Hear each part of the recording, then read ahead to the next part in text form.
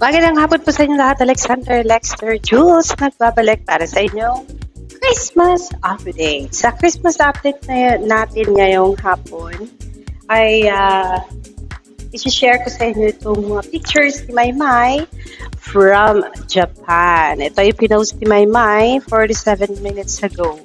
Ayan po ang ating napaka-cutie na Maymay Entrata with her brother Rayo. At nasa Japan na po ang ating si Inday, mga kaibigan. At syempre, sobrang tuwa ng mga taga-suporta ni Maymay na dinumog ang kanyang Facebook account. Mayroon na itong 122 shares, 11.1 views and like. And then, meron itong more than 100 na mga comments, mga kaibigan. Yesterday, ay nag-post rin si Maymay ng Merry Christmas sa Twitter without photos. So, lucky tayo today. At least, naalala tayong bigyan ni Maymay ng kanyang mga photos dyan sa Japan. At least ngayon, panatag na tayo na nasa Japan talaga si Maymay. Kasi yesterday, hindi pa tayo sigurado. Kasi syempre, wala tayong nakitang photos. So now, dahil may photos na siya with Rayo, alam natin na safe si Inday na nasa Japan. Eto syempre, top fan. Ayun. Napakalaki naman ni Arvin Chester Castillo de Mano. Shoutout sa iyo. Kasi ikaw po ang top fan sa thread ni Maymay Entrata. Syempre, Merry Christmas Maymay and to your family galing sa iyong mga taga-suporta. Yan. Top fan din si Doty Brain. Oh, top fan din si Mary Angel Esther Balana. Marami palang top fans si Maymay. Pero yes, mga kaibigan, that's the latest photos of Maymay from Japan. Ayan, napakalaki natin. Thank you, Maymay. Naku, Maymay. With your face in here. Parang nabulol ako. Parang 12 years old lang po ang ating si Inday. Ayan, meron na itong 238 comments po sa Facebook account niya. Ayan, Merydale, salamat ng marami sa pag-share mo sa amin ng mga photos mo dyan sa Japan. And we're so lucky. Napaka-thoughtful mo, Inday, at talagang nag-decide kang mag-share ng mga cutie photos mo ng super liit na face mo with your brother sa Japan. Ayan, kung kaya, ang mga photos na yan from Facebook ay i-share na ng mga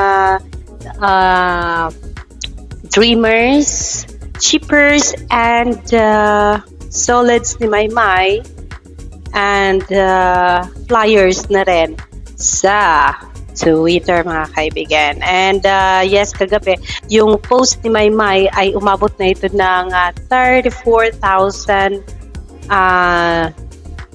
likes, tweets, views, and all.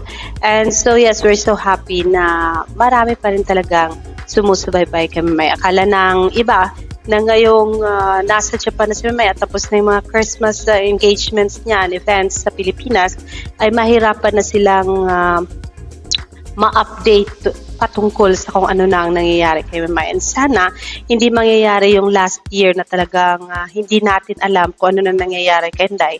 Dahilan sa talagang busy si Maymay sa pag-adjust sa sarili niya. At syempre, bagong community ang kasama niya, bagong surroundings, kaya siguro nahirapang mag-adjust si Merydale. Kung kaya medyo mailap po ang mga updates from Merydale Maymay Entrata. December 25, Sunday, 5 p.m. Mapapanood niyo po ang Princess Diaries sa Cinema One, mga kaibigan. Ayan. At least this one, meron na pong thumbnail ni Maymay Entrata at hindi po thumbnail ng kanyang kontrabida sa Princess Diaries na si Chief Filomeno. At least narinig ng management na we really want the thumbnail of Maymay back and Edward back sa kanilang Princess Diaries. Ayan po ang magandang balita. And there is one more thing na talagang nagpapasaya sa atin. Itong ipinost ni ABS-CBN That one I need to show you pa nga guys. Kasi nagandahan tayo sa i-share ng ABS-CBN. Let's go. And yes, sabi ko na nga ba at meron din namang inilalaan si ABS-CBN kay Maymay Entrata for 2023. Wala man siyang acting project, pero ang sabi ni Team Kapamilya, from the country's leading content providers, silang mga ultimate performers na dapat mong abangan sa iba't ibang platforms ng ABS-CBN Entertainment ngayong 2023. So, ang mga performance na sinabi ni ABS-CBN Entertainment ay si AC Bonifacio, Darren Espanto, Maymay Entrata, Bailey May, Maris Racal, and Inigo Pascual. Siyempre, hindi tayo pahuhuli sa mga balitang ganyan, mga kaibigan. And yes, masaya po ang Team Maymay dahil lang sa kasama pa rin si Maymay sa Knowledge Channel. Ang sabi nila, we are so happy na si Maymay ay kasama ng Knowledge Channel kasi deserve niya at talagang maganda kasi ang record background nitong si Maymay. Enough for the viewers ng Knowledge Channel na pakinggan siya. Siyempre kasi mabait yung bata natin, hindi nang aaway at talagang subok na subok when it comes to giving advices and mabilis kasi ang ikot ng mga pag-iisip ni Maymay when it comes to sharing good ideas and thoughts para sa Knowledge Channel. Kaya congratulations Maymay, you are still a part of that show. And yeah, mga kaibigan, hindi po dyan natapos ang ating update.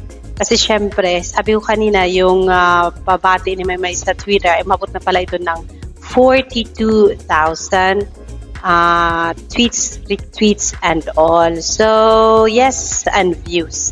Siyempre, Maymay yan, hindi pa huhuli dyan ang kanyang mga taga-suporta. So, let's just hope and pray na ngayong nasa Japan si Maymay ay hindi tayo maubusan ng update for us to know kung ano nga ba ang ginagawa ni Maymay sa Japan, except na lang dun sa mga pribadong mga bagay. We want to know kung gaano siya ka-enjoy at kung anong ginagawa niya with her family during sa stay niya sa Japan. And so, yes, mga Maymay team, dreamers, shippers, and flyers, yan po ang ating munting update sa mga oras na ito.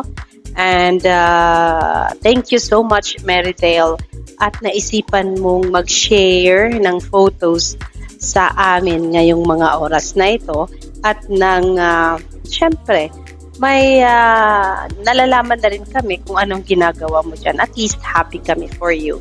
Nakasama mo yung pamilya mo dyan sa Japan. Alexander Lexter Jules, I'll see you for more later dito lang sa ating channel. Alexander Lexter Jules. Magandang gabi po and Merry Christmas once again from Alexander Lexter Jules.